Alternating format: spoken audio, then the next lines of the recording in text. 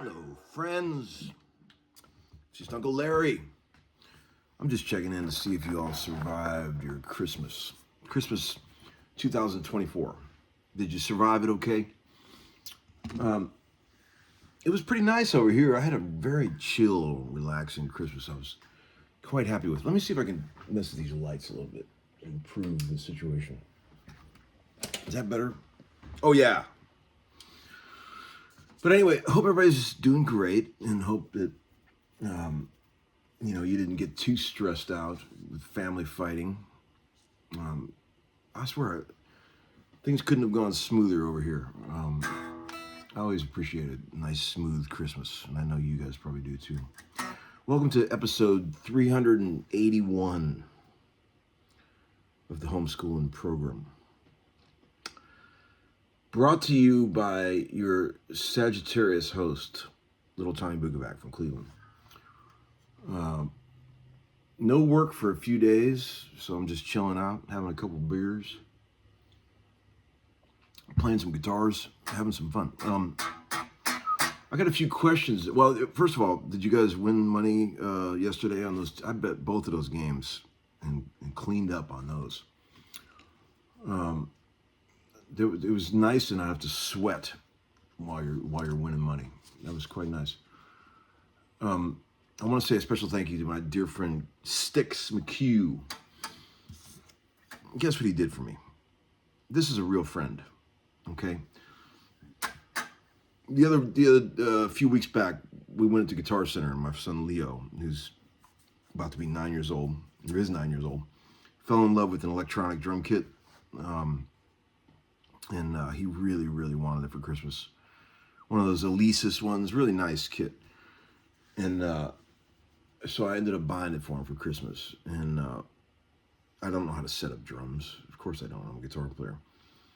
So I asked my dear friend Chris if he would go over to the house Christmas Eve at 10 o'clock after the kids go to bed and set that kit up for Leo so he could wake up in the morning and see it. And he did. And I know that's a lot to ask of a man to sacrifice his Christmas Eve. But he's an old friend, and we have shared those types of favors. And you gotta appreciate a friend like that would do something like that. So thank you, dude, for doing that. Leo loves the drum kit. He played it all day yesterday, and it's gonna be a good thing. We might have birthed another drummer here, and I'm excited about that. Thank you again for doing that, bro. That was very cool. Got some VCB stuff here. Hey, Tom, what rocks harder, a Telly or a Strat? I've never really thought of it in those terms.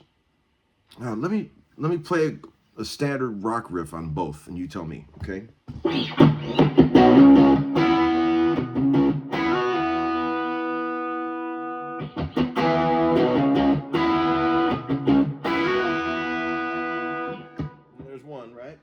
There's one. Bridge pick up with the tone all the way up. Here's two. You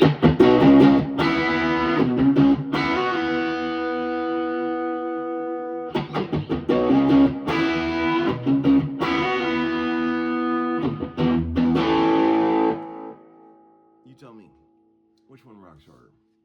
I don't know. I like them both for whatever reasons, but you guys probably have plenty of opinions about that. There's another question about the rock here. A guy said, a guy named Brian said, Tom used to rock out more. Now he's gone all mellow and less exciting. Turn it up, Tom. Well, Brian, honey, there's 1,100 videos that you could watch.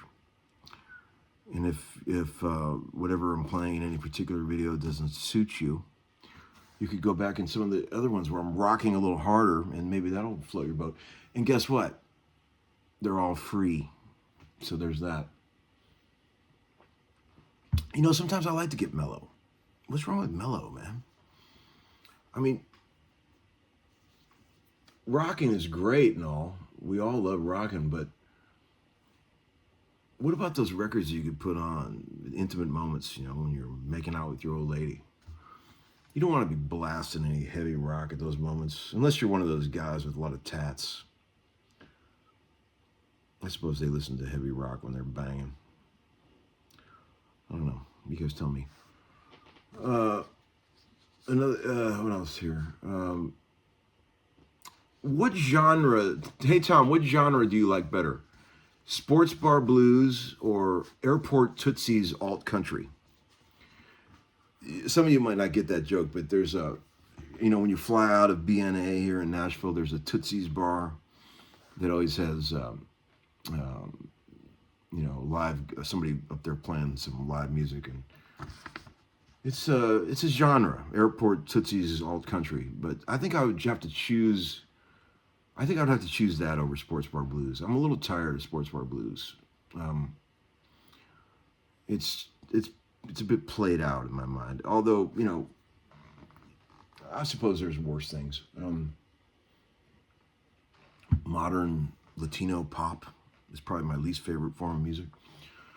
But I don't mind some airport tootsies alt country. It's not bad. I don't mind that. And if you've never been to Nashville, that joke probably doesn't work at all on you. Another guy said, "Hey Tom, why do you like old stuff so much?" Is in terms of gear. I'm probably thinking he's thinking music and cars and everything. Well, first of all, I'm old, and secondly, I think that old stuff is made better with better materials, and I don't think that there's a lot of people that would argue that, and that goes for across the board for a lot of different subjects. And I also think that old gear, I'm not talking about all old gear. There's a lot of old gear that sucks, okay? But a good majority of it was made back when people could really tell the difference between what sounded good and what didn't. For example, you guys remember in about 1968, post-CBS debacle, when Fender got bought out by CBS, they tried to launch a line of solid-state amps, and it went over terribly. The players of that time completely shut it down. They immediately realized that these new solid-state amps that Fender was offering were not even close to the sound quality of the previous blackface or tweed Fenders of the day, and the entire project got shelved, and they ended up destroying warehouses full of these amps because nobody would buy them. See, if that kind of shit happened today, no one would even notice. Like, Fender could come out with something that abysmal, and everyone would be like, "Yeah, this is great, whatever, it's fine." People were a lot pickier about what sounded good because the music was a little more guitar driven back in those days. I was chatting with Bubba today, and he was like, the music of that time, you could really tell what a great Les Paul plugged into a really good amp sounded like on those records, but you don't get any of that today. You might get a little taste of guitar here and there on a pop record, but it's hardly a great example of what a great Les Paul sounds like through a Marshall or anything like that. It's a forgotten era, right? But some of us still hold on to that era, and particularly me. But, which is why I'm not into the modeling amps. I don't know if you saw, but the guy named John Cordy put up a video where he took what I said in one of my videos, talking about how, modern modeling amps just aren't as good as original shit that real tube amps and stuff like that. And I firmly stand behind that belief, although I realize it's a great way to get 1 million people to hate me, because a lot of you guys out there are very invested in the modeling thing, and I'm not talking shit on any of that.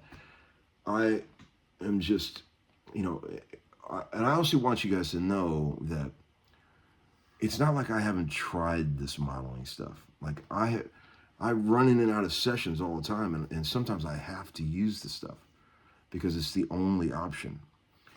But 100% of the time, when I'm doing those tracks with those modeling stuff, I wish that my amps were there, because I'm not talking about the 1% or the 5% difference that people talk about on forums. It's like 50% difference. When you got a really good running old tube amp being mic'd properly, going through a nice API or a Telefunken, you don't get all that grainy, artificial, high-end grizz and fizz that you get with the modeling stuff that you just can't get rid of. I've desperately tried to dial out all that hashy top-end stuff that is inherent in the modeling stuff, and you just can't get rid of it. I've given up. And I'm not saying that a day won't come where the modeling stuff is as good as the real tube amps. I'm not saying it's impossible, but I'm just saying at this point, people say it's in the ballpark. It's not in the ballpark. I said in a comment today on John's video, it's about 8 blocks from the ballpark in a church parking lot next to a Greek food truck. It's not even close. And look, people can use whatever the fuck they want. I do not care.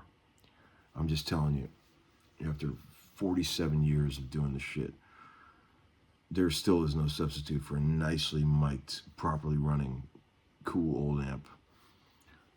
You know, every once in a while, I find it fun to blend the real amps with some sort of modeling thing just to get some contrast and tone, and that could be effective. I've done that plenty of times. But if you had to do a whole record with just modeling stuff, it would be a nightmare because the stuff doesn't stack well. You might be able to get away with 1 or 2 tracks of modeling stuff, but when you start trying to put 3, 4, 5 tracks of modeling, it just sounds terrible. It all turns to mush. All that bullshit high-end stuff just falls apart, and you can't really get any punch out of the guitar sounds. And you can argue till you're blue in the face about it, and I don't give a fuck. You could just go ahead and argue, and you could hate me. You could say you're an old guy. Okay, boomer. But I've tried this shit, friends. It's not as good. It's just not as good. Maybe one day it will be as good. I mean, think about when we were trying to bring in the acoustic guitar pickup to make an acoustic guitar sound good through a PA. It's still miles away, in my opinion, but it has gotten better. It doesn't sound like a good acoustic with a mic on it, but it's better than it was in like 1978. So advancements are being made, and maybe one day somebody will come up with something that sounds indistinguishable from a nice mic'd amp. It's not here yet, friends. Trust me, it's not here.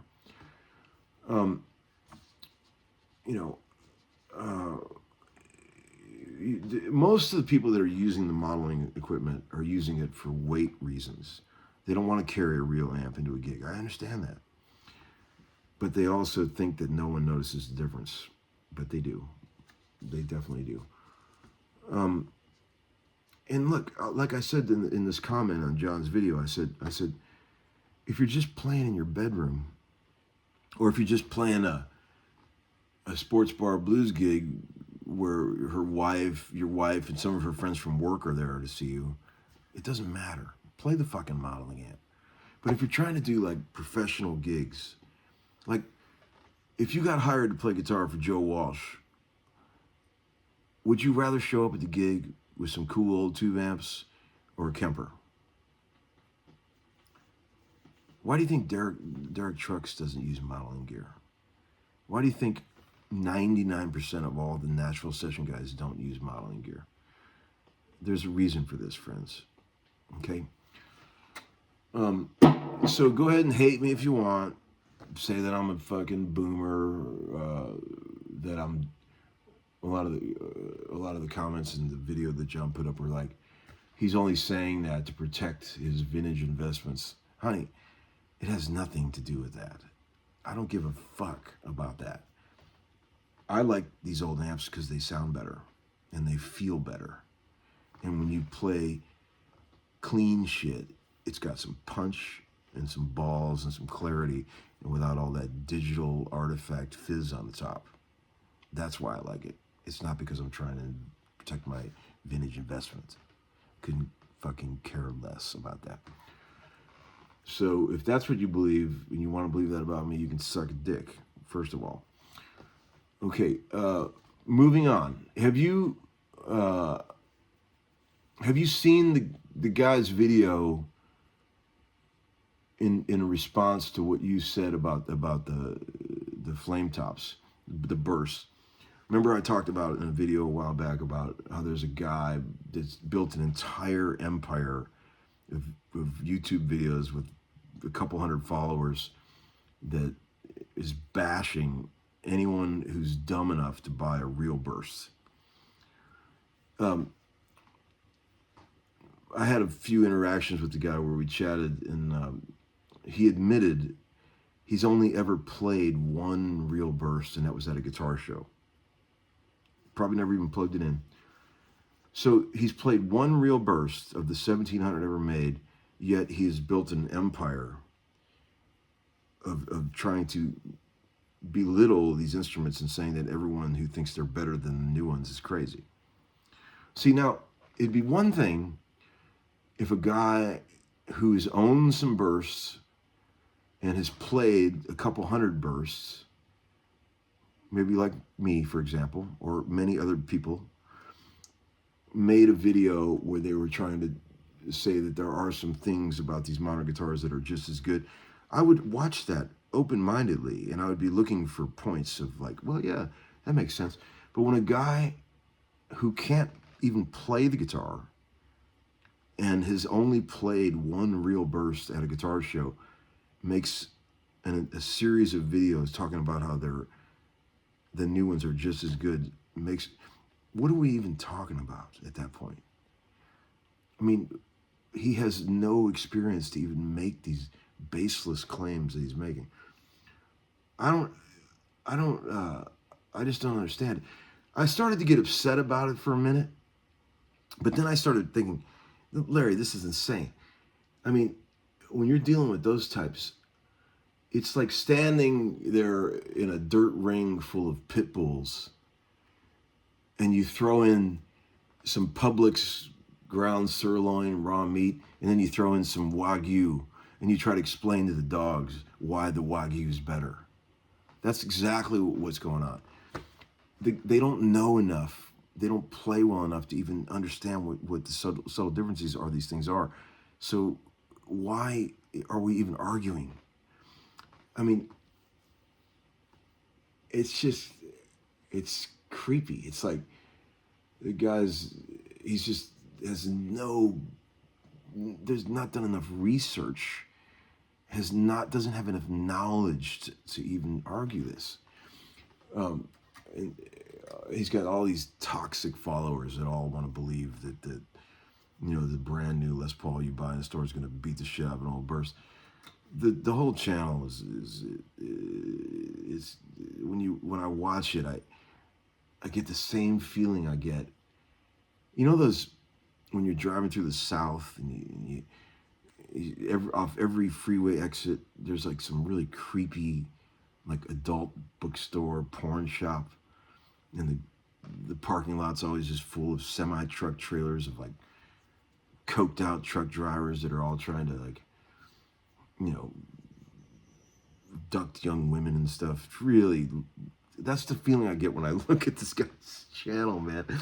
I just like, it's just toxic and like, I don't know. I don't mind arguing with somebody that actually has done the work and the research to back up what they're saying. But when they've not done any of that, I can't take it seriously. I just can't. So there's that. What else? What do we got here? I had something else I was going to put in here. This blue Strat here. Show it to you. You guys remember this 65 Strat?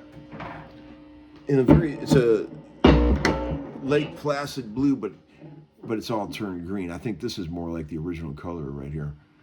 A guy from, I think he's from Germany, sent me a clip of or an ad for a 65P bass that's for sale on the internet that has the exact fading. It looks just like this. It's greened out with barely hints of Lake Placid blue, and you can see the white fuller plast coming through it.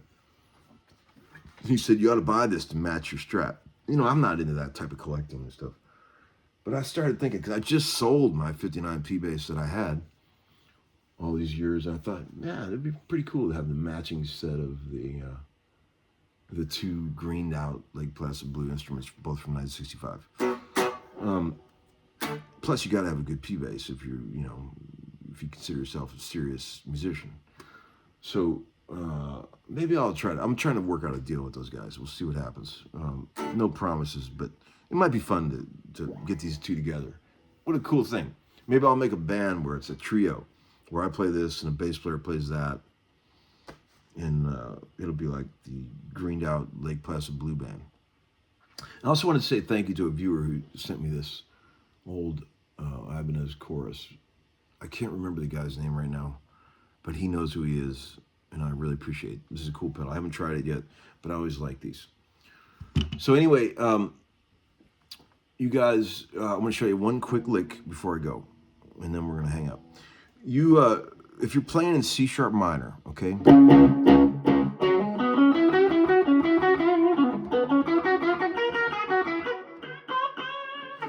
There's a really cool thing you can do to get the guitar to really buzz. There's a strange phenomenon. You can even do it acoustically. Turn the guitar down. C sharp. You take an E note on the 9th fret of the G string and match it with the open E and the open B. And for some reason, the way the guitar shakes when you hit those notes, I've noticed that since I was a kid. There's like a weird, almost like molecular thing that happens inside the guitar when you, it makes the whole guitar vibrate like crazy. Check it out. Play some blues in C sharp and just hit. You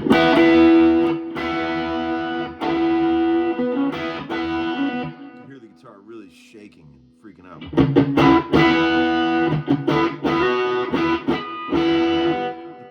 The perfect grind. What's the word we used to say? What's that word we used to use for that kind of guitar? Smear. The smear. It's got the perfect smear.